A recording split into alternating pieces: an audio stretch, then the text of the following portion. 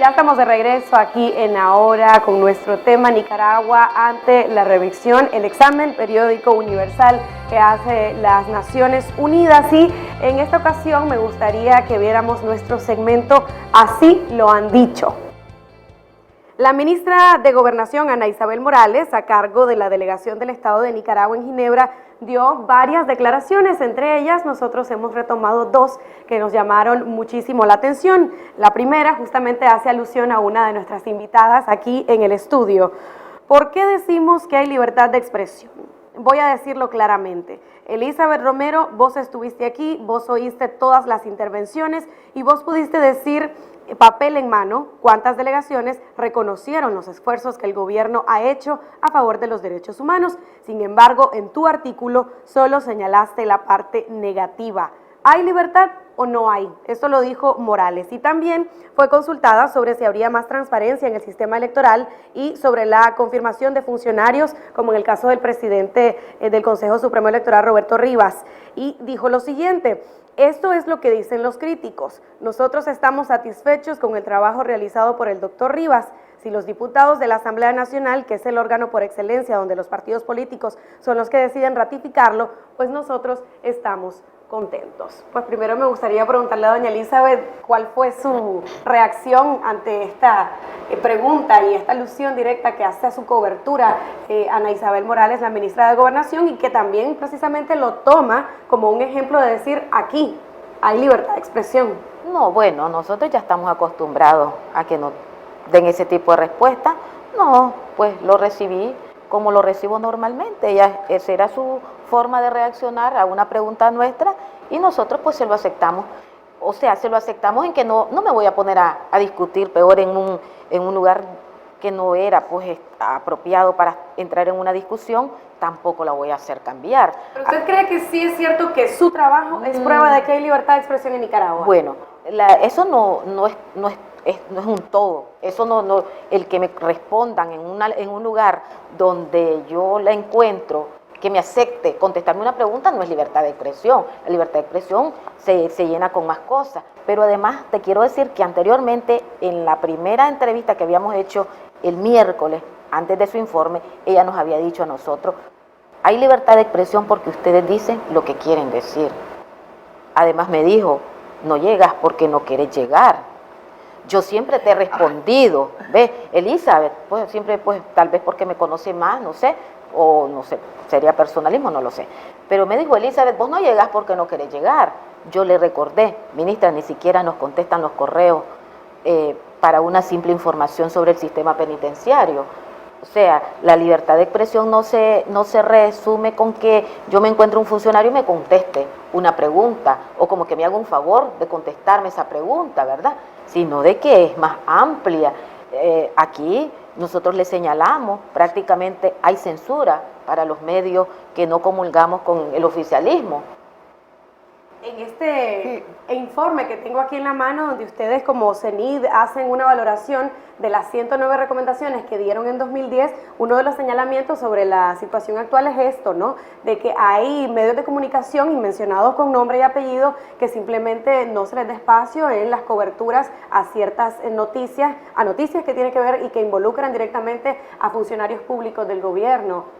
Sí, definitivamente lo que Elizabeth refleja, ¿verdad? Es prácticamente el ámbito en el cual se maneja aquí por determinados funcionarios qué cosa es libertad de expresión.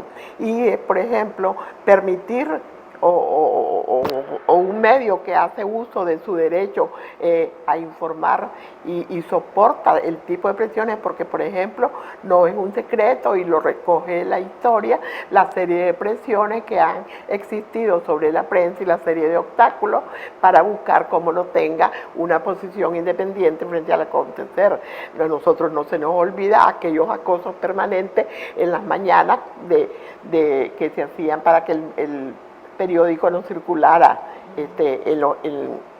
en tiempo, en verdad, en el país, los obstáculos para el ingreso del papel, la falta de publicidad gubernamental, todo eso constituye constituye obstáculos a la libertad de expresión, lo que no puede garantizar, no puede decirse de que en Nicaragua hay absoluta libertad de expresión por el hecho que Elizabeth pueda publicar un reportaje de acuerdo a lo que ella vio y escuchó, y a pesar de que se las tiene que ingeniar para obviar los obstáculos al acceso a la información que el gobierno está obligado a proporcionar, de que no se los excluya de las informaciones, de las famosas ruedas de prensa que en determinados momentos la jefa de comunicación en Ciudadanía le permite a determinados funcionarios que hagan. O sea, como lo dijo Elizabeth, la libertad de expresión no solamente es el hecho de que un periodista pueda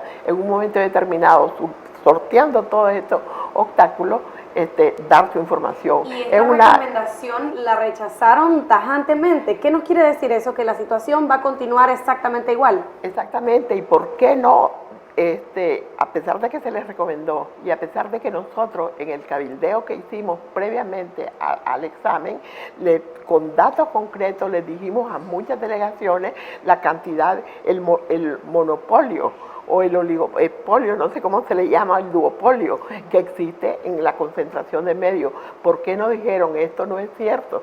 Porque estos son de tales y tales. O sea, ellos no se dedicaron a contradecir aquellas preguntas que le eran de alguna manera incriminatorias, sino que siempre yo considero que actuaron hábilmente a la defensiva y que definitivamente a pesar de las alusiones directas de la ministra y todo eso, ella hizo gala de su estilo muy personal de ella, ¿verdad? Y que lo tiene que usar en determinados momentos, pero que la dejen actuar de acuerdo a lo que son los principios con los que debe de regir su funcionamiento como ministra de Gobernación, dista mucho. Pero es más, se me ocurre ahorita de que en el informe le correspondió a María Elsa Fricciones esa parte que respondió a esas preguntas, a esas recomendaciones, y ella dijo: en Nicaragua ni hay acoso, no hay censura, en Nicaragua hay una gran libertad de expresión prácticamente, y juntó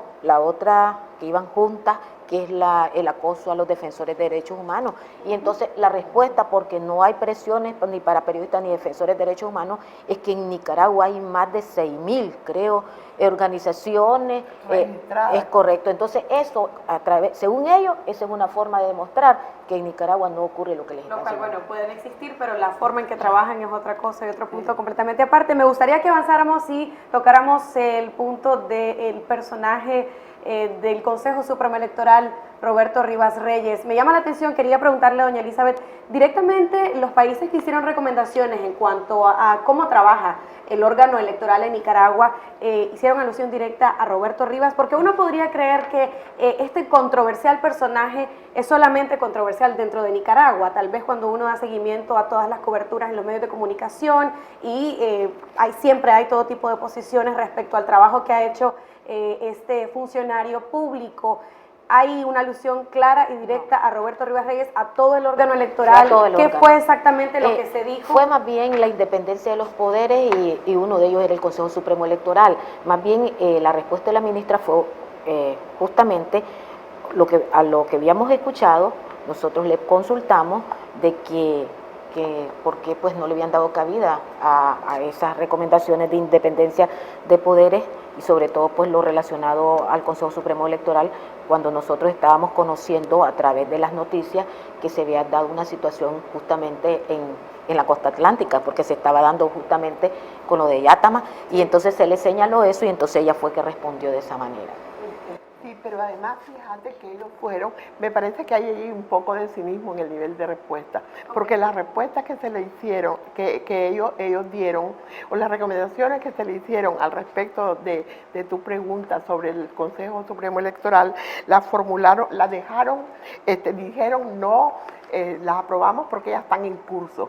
¿Cómo es posible que afirmen que en respuesta a una recomendación que le hizo la República Checa y a otra que le hizo Gran Bretaña e Irlanda del Norte, que hicieron recomendaciones específicas sobre la grave situación electoral, ¿verdad?, en el país? Yo me acuerdo que incluso en el 2010, Gran Bretaña, el Reino Unido les recomendó la participación de observadores electorales internacionales y nacionales, y específicamente recomendaron allí concretamente la participación de IPADE y de Ética y Transparencia. El Reino Unido vuelve en esta ocasión, sin mencionar la observación, a recomendar transparencia en la realización de elecciones, lo mismo que la independencia de los funcionarios que manejan las elecciones por parte de la República Checa. Esas dos recomendaciones, y el Estado lo dijo, que eso eran recomendaciones en un proceso que ya estaba en marcha. ¿Cómo en marcha? Como dice Elizabeth, se estaba en esos días dando la gran protesta por el fraude de las elecciones del Atlántico. Qué bueno que trae esto a colación, ya casi no nos queda mucho tiempo, pero justamente el hecho de que usted mencione a países en específico que están haciendo estas recomendaciones me da pie para hacerles la pregunta final sobre si este examen periódico universal únicamente sirve para que nos demos cuenta cómo nos están observando los países del mundo en cuanto a si Nicaragua está avanzando o retrocediendo en materia de derechos humanos, en materia de democracia, en materia de institucionalidad. ¿Sirve únicamente para eso el examen periódico universal? Tal vez la sociedad podría esperar de que hubiese alguna reacción de parte del gobierno o alguna reacción de Naciones Unidas. ¿Eso sería soñar o pedir mucho? Reacciones hay. Lo que no puede esperar la gente, no podemos esperar nosotros porque que haya una sanción, una reconvención, algo así, porque el derecho internacional y específicamente también el derecho internacional de los derechos humanos no tienen poder coercitivo, son recomendaciones, son juicios de carácter moral que revelan ante el mundo la imagen de determinados estados. Pero yo, como lo decía, es la oportunidad que hubiera tenido o que tiene el Estado de Nicaragua de aprovechar estas recomendaciones para mejorar, para cambiar la situación, que no las eche por tierra como lo hizo con las recomendaciones que le hicieron en el 2010, donde el Alto Comisionado de Naciones Unidas, representado aquí en Nicaragua por el PNUD, a través del funcionario Ricardo Changala, dedicaron esfuerzos ingentes y una serie de recomendaciones y una serie de acciones para que el gobierno cumpliera esas recomendaciones o avanzara en el cumplimiento de las mismas, y jamás lo quisieron aprovechar. Esperamos que esta vez no pierdan esa oportunidad, porque así estarían cumpliendo y rectificando de alguna manera esa barbaridad que hicieron de decir que no van a impulsar investigaciones ni sanciones a los que violan a los derechos humanos. Pero además, fíjate que yo no me quisiera quedar allí,